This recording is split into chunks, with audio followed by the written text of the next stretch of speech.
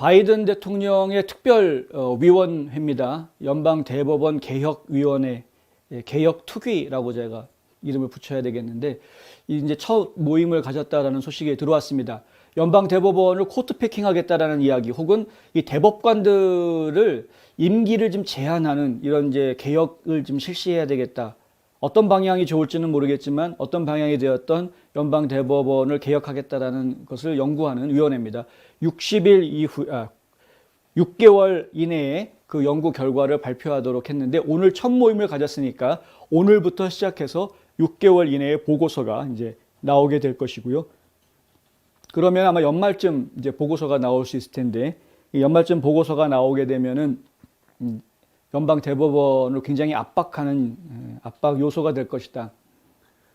연방 대법원이 지금은 이제 9명의 대법관들 중에서 6명이 보수적인 성향을 가지신 분이고 3명이 지금 진보적인 성향을 가지신 분이어서, 이 대법관이 어떤 판결을 내리던 보수적인 그런 판결이 나올 가능성이 상당히 높은 상태다라는 것은 이제 뭐 많은 분들이 이제 알고 계시는 바대로이고요. 근데 이 문제를 지금 바로잡기 위해서 여러 가지 아이디어들이 나왔는데, 민주당 하원 의원들 같은 경우에는 대법관 4명을 새로 더 추가하자, 그러니까 수를 늘리자라는 이제 법안을 지금 의회에서 만들어서 통과시키려고 하는 그런 모습을 보였었고, 그거는 뭐 잘 진행이 되지는 않았습니다. 근데 바이든 대통령 같은 경우에는 특위를 만들자라고, 특위를 만들기로 이제 행정명령을 내렸고 특위가 조성이 됐는데, 이쪽에서 저희가 지금 예상하는 바로는 대법관의 임기를 정하지 않겠느냐라는 쪽으로 지금 저희가 생각을 하고는 있습니다. 그러나 어떻게 될지는 현재는 알 수는 없는 거죠. 대법관 수를 늘리자고 할지 아니면 임기를 제한하자고 할지 결과는 저희가 두고 봐야 하는 것이다. 지금 화면에 보시는 이 인물은 크리스티나 로드리게스라는 이제 공동대표, 이 위원회의 공동대표 2명 중 1명입니다. 이분도 그렇고 바우어라는 분도 있는데, 바우어라는 분도 그렇고 그 임기 제한 쪽에 좀 더 무게를 두고 있는 분들이기는 합니다. 어떤 결론이 나올지 두고 봐야 되겠지만, 근데 지금 언론에서, 특히 로이터 통신에서 뭐라고 지적을 했냐면은, 이 회의가 하필이면 이틀 전에 연방 대법원에서 로우 대 웨이드를 다시 검토하겠다, 그러니까 이제 낙태에 대한 법을 심리하겠다라고 발표가 나온 지 이틀 만에 지금 이 모임이 이루어졌다, 이렇게 보도를 합니다. 이게 무슨 얘기냐면은, 낙태에 대한 부분은 지금 아주 첨예한 이 좌파와 우파 간의 아주 첨예한 논쟁거리 중에 하나인 것이죠. 그러니까 좌파 같은 경우에는 낙태 무조건 할 수 있게 어떤 권리를, 산모에게 어떤 권리를, 출산에 대한 권리를 줘야 된다, 이제 이렇게 이야기하고 있는 것이고, 그다음 뭐 우파들 같은 경우에는 태중에 있는 아이도 생명권이 있다, 이 생명권을 보장해 줘야 된다, 이제 또 이렇게 주장을 하고 있는 것입니다. 그래서 어떻게 하느냐, 여성 권리를 더 중요하게 생각하느냐 아니면 생명권을 더 중요하게 생각하느냐를 가지고 첨예하게 대립하고 있는 상황인데, 로우 대 웨이드 사건은, 이 판결은 뭐였냐면 1970년대에 나온 판결입니다. 이 판결 내용은 뭐였냐면, 결론적으로 낙태에 대한 권한을 일부 인정해주는 그런 판결이 나온 것이죠. 24주 안에는 낙태를 할 수 있도록 허용을 해주자, 이겁니다. 24주가 지난 다음에는, 그 다음에는 낙태를 하지 않는 쪽으로. 이게 이제 연방에서 그렇게, 연방 법원에서 나왔던 것인데, 최근 들어서 미시시피주에서 24주가 아니라 15주로 이걸 줄이려고 하는 그런 움직임이 이제 벌어졌습니다. 그러니까 15주, 임신하고 15주까지는 낙태를 할 수도 있지만, 그게 지나면, 15주가 지나면 낙태하지 못하게 해야 되겠다, 특별한 사유가 없는 한은. 무조건 낙태를 못하게 한다는 것은 아니고요. 예를 들어서 뭐 산모의 건강에, 생명에 위협이 있다라든가, 아니면은 본인이 원치 않는 강간이라든가 근친상간이라든가 이런 원치 않는 일을 통해서 아이가 생겼을 경우에, 그런 경우에는 낙태를 허용해 준다라는 예외 조항들이 있습니다. 근데 그런 예외 조항에 해당되지 않는 한은 뭐 도대체 애를 낳아서 내가 어떻게 키워야 될지 막연하다, 뭐 이런 이유 가지고는 이제 낙태를 하지 못하게 하자라는 것이죠.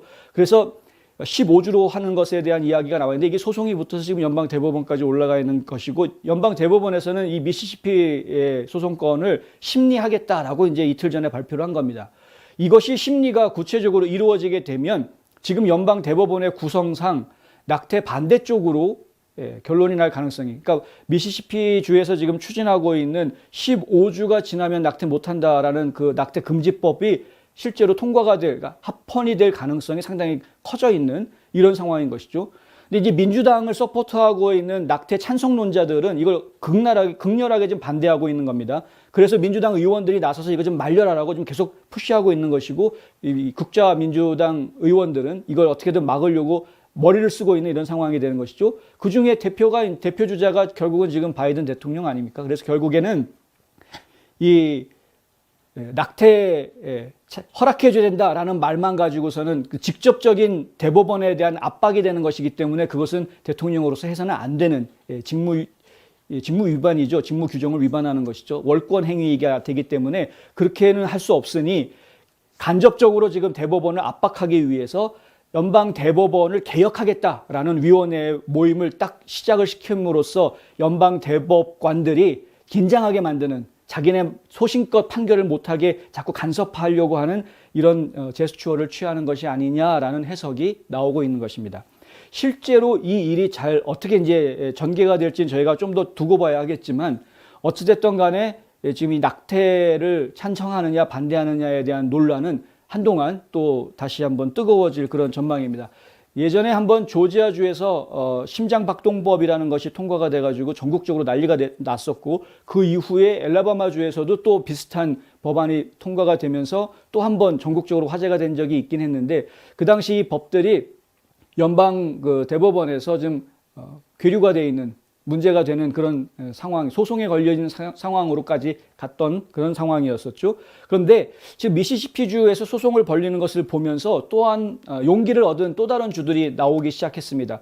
이 왜 이렇게 됐냐 하면은 이 로 대 웨이드라는 판결은 73년에 나온 판결이니까, 이 판결이 나오기 이전에 각 주별로 또 이 낙태 방지법들이 있었단 말입니다. 그러니까 그 이전에 주마다 있었던 낙태 방지법들이 완전히 소멸되지 않았다면 그 낙태 금지법을 개정하는 정도의 노력들은 주 차원에서 얼마든지 할 수 있는 것 아니냐. 왜냐하면 이제 그랜파더링이라는 원칙이 있기 때문에 73년에 로 앤 웨이드 판결 나오기 이전의 케이스들에 대해서는 이전의 상황에 법이 적용이 돼야 되는 것이 원칙이기 때문에 그렇다는 것이죠. 그래서 24개월이라는 이 연방 대법원의 판결을 비껴나가서 나름대로 뭔가를 정할 수 있는 그런 문제가 좀 그런 기회가 생겨져 있다라는 것입니다. 그러니까 미시시피주 같은 경우에는 15주로 해서 추진을 한번 해보려고 했던 것이고, 근데 만약에 이제 이번에 대법원에서 이걸 심리를 실제로 받아들여서 진행을 하게 되면 판결은 아마 내년 초쯤 나올 것이다라고 일정상 저희가 이렇게 생각하고 있는데, 그 판결이 나올 시점이 되었을 때 그때 지금 이 대통령이 모아서 시작하고 있는 대법원 개혁위원회가 보고서를 내놓은 다음이 될 가능성이 큽니다. 이 대통령위원회에서 보고서를 내놓은 것이 실제로 이 대법관들한테 뭔가 영향을 줄 가능성이 좀 상당히 큰 이런 상황이어서 저희가 좀 예의주시하고 끝까지 지켜봐야 될 그런 상태가 되었습니다.